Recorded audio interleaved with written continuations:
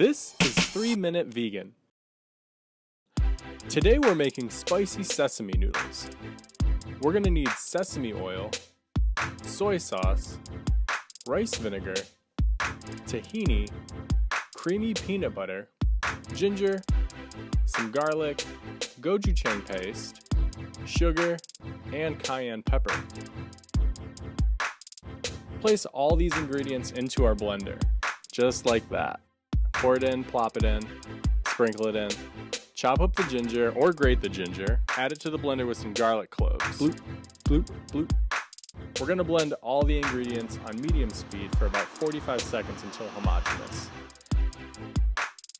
Next, we're going to cook our noodles. You can use any noodle you want to. I'm going to use udon because they cook super fast, but you can use spaghetti or bow tie pasta even. Let's get some vegetables in this dish. I'm going to use carrots and cucumbers for a textural difference. Chop them and set them aside. Next, place some noodles and some sauce into a bowl and stir until your noodles are well coated. And that's pretty much it, y'all. Next, add your vegetables, top with some sesame seeds, and enjoy.